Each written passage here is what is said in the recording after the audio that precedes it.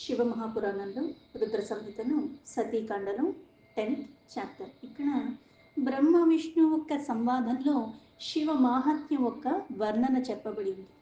నారద ఉవాచ బ్రహ్మన్ విధి మహాభాగ ధన్యస్వం శివ సప్తదీహి కథితం సుచరితం తే శంకరస్య పరాత్మనః.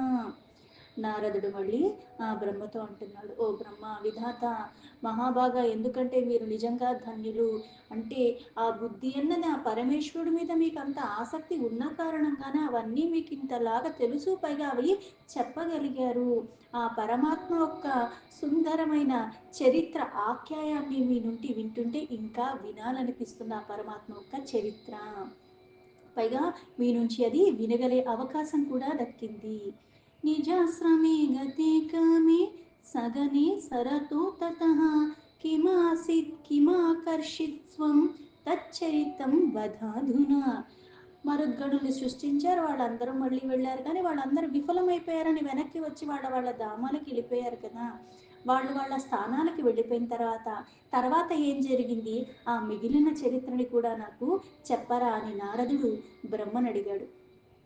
బ్రహ్మో ఉవాచ శృణు నారద సుప్రీత్యా చరిత్రం శశిమౌళినః యస్య శ్రవణ మాత్రేణ నిర్వికారో భవేన్నరః. బ్రహ్మ మళ్ళీ నారదుడికి ఇలా చెప్తున్నాడు, ఓ నారద, నువ్వు నిజంగా అంటే ఆ మహాదేవుడు యొక్క చరిత్ర వినాలన్న కోరిక పైగా ఎలా వింటున్నాడు అంటే ఆ చరిత్ర చాలా ప్రియంగా వింటున్నాడు, ఇష్టంగా వింటున్నాడు. ఇవి విన్నంత మాత్రం చేత కూడా ఏమవుతుంది తెలుసా అంటే శ్రవణ మాత్రం చేత మనుష్యుల యొక్క వికారాల నుంచి ముక్తి కలుగుతారు. ఎలా అయితే మనకి శ్రవణ పారాయణం అంటారు. వినగా వినగా వినగా ఏమవుతుంది అంటే దాని మీద మనస్సు కుదురుకుంటుంది. కుదురుకున్న కారణంగా మళ్ళీ అదే మనన చేస్తూ ఉంటావు. ఆ మనస్సు నిత్యము నిరంతరం వాటి అందే మక్కువ చూపిస్తూ ఉంటుంది. క్రమేణా ఈ శుద్ధత లభించిన కారణంగా అంతరంగికంగా బాహ్యంగా కూడా శుచిగా ఉంటూ మళ్ళీ ఆ పరమాత్మ యందే మనస్సు ఉండటం కారణంగా అవే ఆచరించాలన్న తపనలో ఉంటావు. అందుకే ఈ వికారాల నుంచి ముక్తుడవుతాడు శ్రవణ మాత్రం చేత. ఈ చరిత్ర వినటం, ఈ చరిత్రని కాదు, పరమాత్మకి సంబంధించి ఏదైనా సరే భక్తితో శ్రద్ధతో అది వినటం ద్వారా ఏమవుతుందంటే అవన్నీ తొలగిపోతాయి. నిజాశ్రమం గతే కామే పరివార సమన్వితే యద్బభూవ తదా జాతం తచ్చరిత్రం నిబోధమే. మన్మధుడు ఎప్పుడైతే తన భార్యతో తన స్నేహితుడైన ఆ వసంతుడితో అలాగే ఆ గణములందరితో కూడా సపరివారంగా తన ఆశ్రమానికి తను వెళ్ళిపోయిన తర్వాత ఏం జరిగిందో ఆ చరిత్ర నీకు చెప్తాను అన్నాడు బ్రహ్మ. నష్టో అభున్నారద మదో విస్మయో ఆభుచ్చమే హృది నిరానందస్య చ మునిర్నే పూర్ణి నిజ మనోరథే. ఓ నారద, నా గమండ ఏదైతే ఇక్కడ అహంకారం అన్నది ఏదైతే నేను ఏదైనా చెయ్యగలను అనుకుని మన్మధుడు అనుకున్నాడు, కానీ అక్కడికి వెళితే ఎన్ని రకాలుగా ప్రయత్నం చేసినా పెద్దగా కాదు కదా. అసలు పరమేశ్వర మీద ఎటువంటి ప్రభావం చూపించలేదు. అహంకారం అని నేను ఏదన్నా చెయ్యగలను ఇవన్నీ కూడా తొలగిపోయి వెళ్ళిపోయాడు. ఇప్పుడు మన్మధుడు ఉన్నాడు, పని అయిపోతుంది, పైగా నేనే వికారానికి లోబడ్డానో పరమేశ్వరుడు కూడా లోబడ్డాలి అంటే ఇది మళ్ళీ లీలగా చెప్తున్నాడు. అంతేగాని ఒకళ్ళ మీద ఒకళ్ళు మనకి సాధారణంగా లౌకికంగా ద్వేషం పెంచుకున్నట్టుగా ఉండవు ఆ పరమాత్మ స్వరూపాలు. అది లీల. అప్పుడు నా యొక్క ఈ అహంకారం అనేది ముక్కలు ముక్కలు అయిపోయింది. ఎందుకంటే నా మనోరథం అవ్వట్లేదు, అందుకని ఆనందరహితంగా అయిపోయింది. నా హృదయం అన్నది బాధకి లోబడిపోయింది.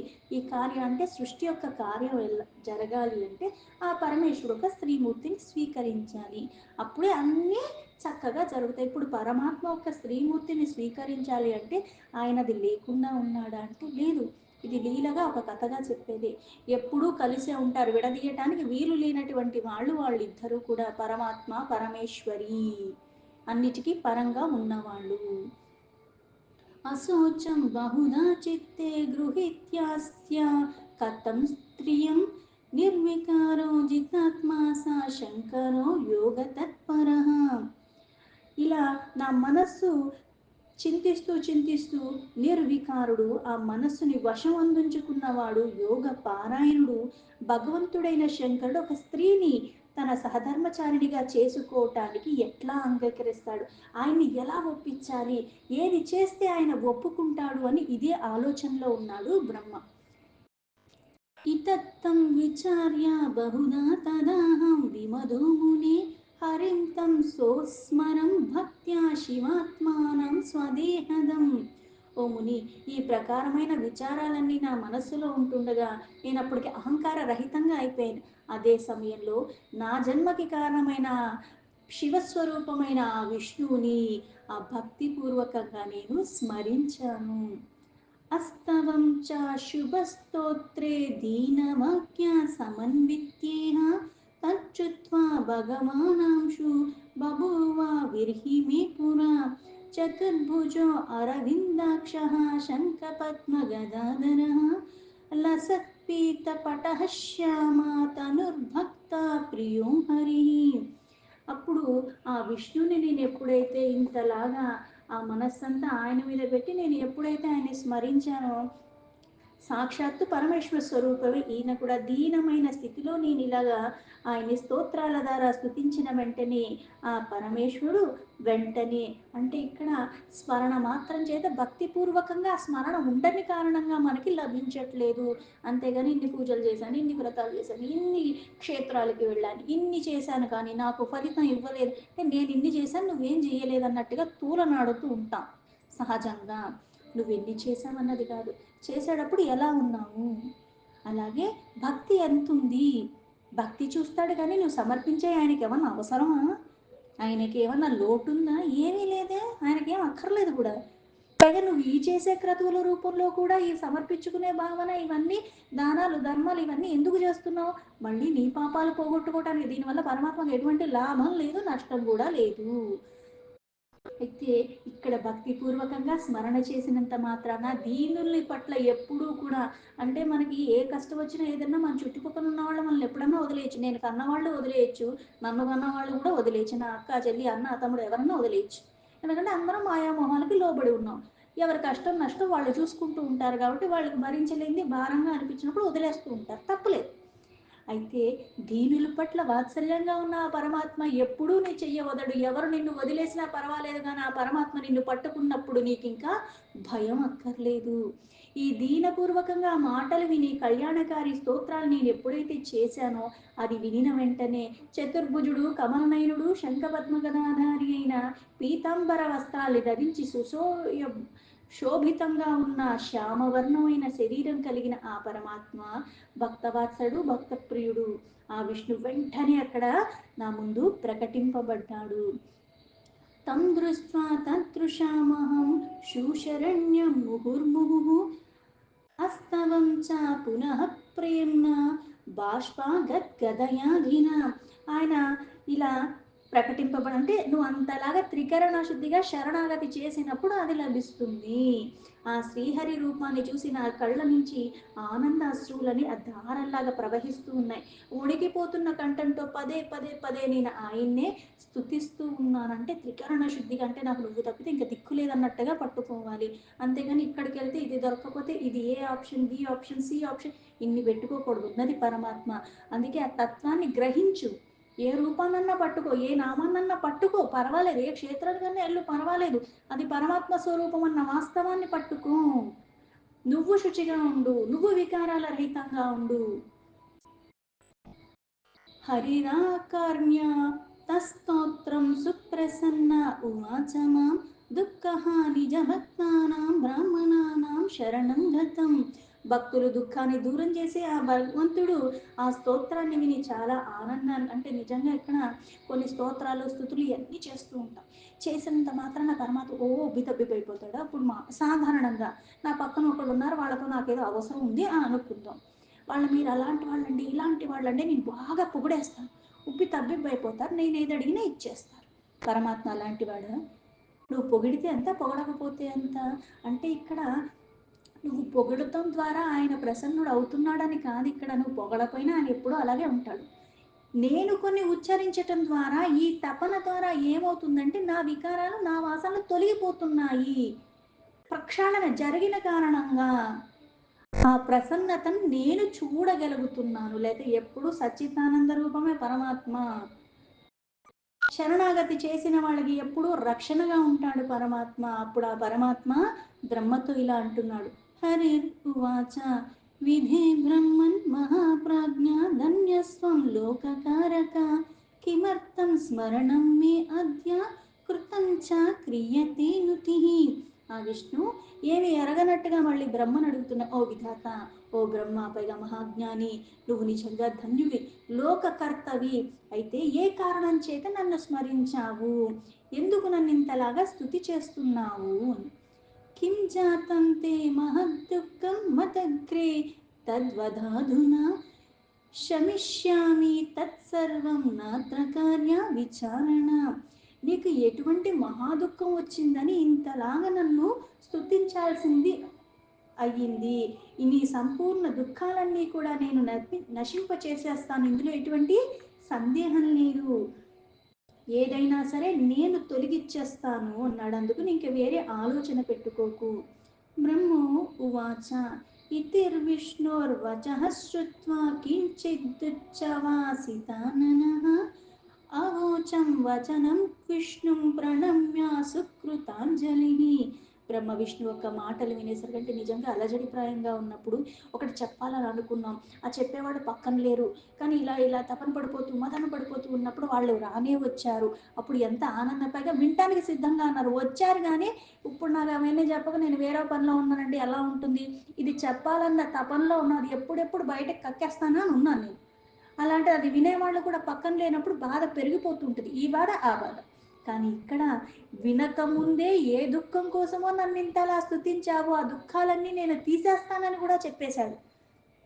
అందుకుని ఆ విష్ణు చెప్పిన మాటలు వినంగానే కాస్త దీర్ఘమైన శ్వాస తీసుకున్నాడు. ఆ చేతులు మళ్ళీ నమస్కరిస్తూ ఆ విష్ణుతో మళ్ళీ ఇలా బ్రహ్మ మాట్లాడుతున్నాడు. దేవదేవ రమానాథ మద్వార్త శృణుమానధ శుత్వా చ కరుణాం కృత్వా హర దుఃఖం కమావహ. ఓ దేవదేవ, ఓ రమానాథ అంటే లక్ష్మి యొక్క భర్త, నా మాటలు వినండి. అలాగే ఇక్కడ ఏదైతే దయతో నా దుఃఖాన్ని దూరం చేయగలిగి మళ్ళీ సుఖాలు కలగజేసేవాడివి కూడా నువ్వే, కాబట్టి నేను చెప్పేది నా బాధను నేను చెప్పుకుంటున్నాను, వినండి, దానికి తగ్గట్టుగా నాకు ఆ కార్యం జరిగేలాగా చెయ్యమని. రుద్ర సమ్మోహనార్థాహి కామం ప్రేషితవానహం పరివారయుతం విష్ణు స్మరామధు బాంధవం. విష్ణు రుద్రుణ్ణి సమ్మోహనం చెయ్యటానికి సపరివారంగా నేను వనద్గణముల్ని, వసంతుల్ని, మన్మధుణ్ణి, తన భార్య అయిన రతీదేవితో అందరినీ కలిపి నేను పంపించాను. చక్రుస్తే వివిధోపాయాన్ నిష్ఫల అభవంశ్చ తే నాభవస్తస్య సమ్మోహో యోగినః సమదర్శినః. వీళ్ళందరూ వెళ్ళారు, ఎన్ని రకాల ప్రయత్నాలు ఎన్ని ఉపాయాలతో చేసినప్పటికీ కూడా అవన్నీ నిష్ఫలం, ఏది ఫలించలేదు. అందుకే ఆయన్ని, ఆ మహాయోగిని కొంచెం కూడా వీళ్ళు మోహానికి లోబడేలాగా చెయ్యలేకపోయారు. ఇత్యాకార్య వచో మే సా హరిర్మా ప్రాహ విస్మితః విజ్ఞాత కిల జ్ఞాని శివతత్వ విశారద. నా యొక్క మాటలు విని ఆ శివతత్వం పూర్తంగా తెలిసిన వాళ్ళు, అందుకని ఇప్పుడు ఈ అయినప్పటికీ కూడా, అంటే ఇప్పుడు శివతత్వం ఎవరికి తెలుసు అంటే ఇటు బ్రహ్మకి తెలుసు, విష్ణువుకి కూడా తెలుసు. అయితే ఇప్పుడు ఎలా అయితే త్రికరణ శుద్ధిగా ఆ విష్ణువుని ఆరాధించి పైగా ఇది నా కోరిక, దీనికి తగ్గట్టుగా నా దుఃఖం తొలగించేలాగా సుఖం కలిగేలాగా అంటే ఆ పరమేశ్వరుడు మోహానికి లోబడేలాగా చెయ్యమని అడుగుతున్నాడు.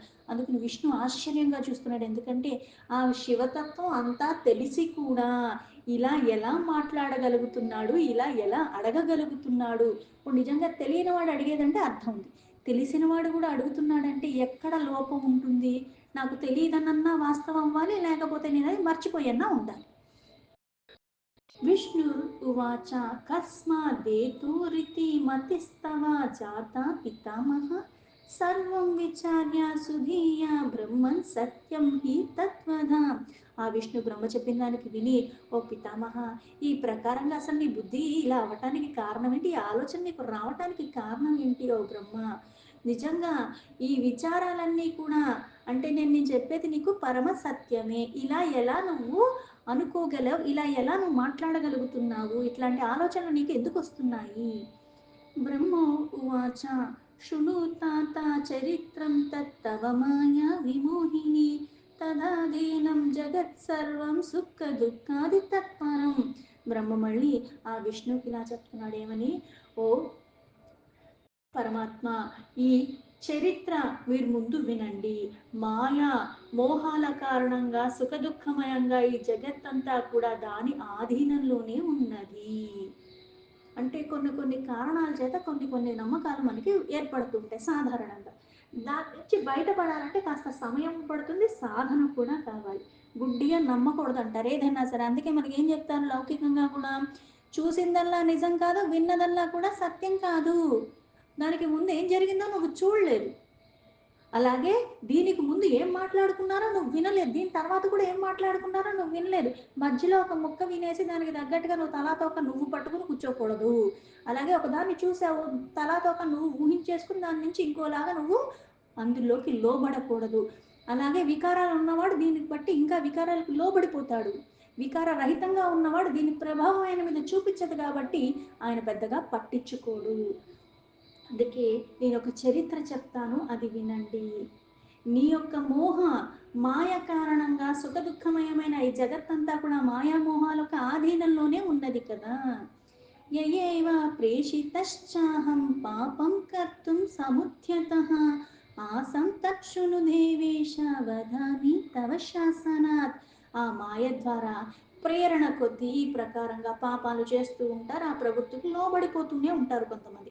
మాయామోహాలకి లోబడి మనం చేస్తూ ఉంటాం. అక్కడికి రానివన్నీ కావాలన్న కోరికలు, పైగా అవే శాశ్వతం అనుకుంటూ ఉంటాం. ఈ మాయామోహాలు, ఇది నాది, అది నీది, ఇది నేను ఇవ్వను, ఇది నాకే సొంతం, ఇది నేనే చేజెక్కించుకుంటాను, పైగా ఇది నేను కష్టపడ్డాను, ఇది నేను సాధించుకున్నాను, ఇవన్నీ మాయామోహాల కారణంగా. అంతేగానంటే నిజంగా మాయామోహాన్ని విడిపోయాను అంటే నేను కష్టపడుకుని ప్రపంచానికైనా ఎవరిని దారపోయమని చెప్పలే. ఏదైనా సరే దానాలు చెయ్యమని చాలా చక్కగా అన్ని పురాణాల్లో శాస్త్రాల్లో చెప్పారు, కానీ దానం పుచ్చుకోమని ఎవరికి చెప్పలేదే. అర్హత పాత్రత బట్టి అని చెప్పారు. నీకు ఆ అర్హత లేనప్పుడు, నీకు ఆ పాత్రత లేనప్పుడు ఇచ్చేవాడు ఇచ్చినా పుచ్చుకోకుండా ఉండటం నీకు తెలియాలి. విచక్షణ అంటారు అది. ఇచ్చేవాళ్ళు ఇస్తారు, పుచ్చుకోవటం నీకు తెలియాలి. చెప్పేవాడు సవాలక్ష చెప్తాడు, నీ బుద్ధి ఏం పోయింది, నువ్వెందుకు వాటికి లోబడుతున్నావు, అవి నీకు మక్కువగా ఎందుకు అనిపిస్తున్నాయి, ఎందుకంటే నీలో కూడా ఆ చంచలత్వం ఉంది కాబట్టి అది నీకు చెప్పగానే మంచిగా అనిపించింది. మంచి మాట చెప్పేవాళ్ళు చాలామంది ఉన్నారు కదా, అవెందుకు చెవికి ఎక్కట్లేదు, అవెందుకు ఆచరించే బుద్ధి కావట్లేదు. అది కష్టంగా అనిపిస్తుంది, ఎందుకంటే భోగాల నుంచి దూరంగా ఉండమని చెప్తున్నారు, రాగం తొలగించుకోమని చెప్తున్నారు. ఇంత బతుకు బతుకు ఇవి తినకపోతే ఇంకెందుకు అని మనకు అనిపిస్తుంది కాబట్టి అవి పట్టుకోబుద్ధి కాదు, అవి మంచిగా అనిపించవు మనకి. ఈ మాయకి ప్రేరణ కొద్దీ కొన్ని పాపాలు చేసుకోవటానికి ప్రవృత్తిగా అయిపోతూ ఉంటాం మనము. అందుకే ఓ దేవేశ, మీ ఆజ్ఞతో నేను ఇది చెప్పదలుచుకున్నాను, అందుకు నేను చెప్పేది మీరు వినండి అని అడుగుతున్నాను. దీంతో శివ మహాపురాణంలో రుద్ర సంహితను సతీకాండలో 10 చాప్టర్లో 21 శ్లోక సంపూర్ణం.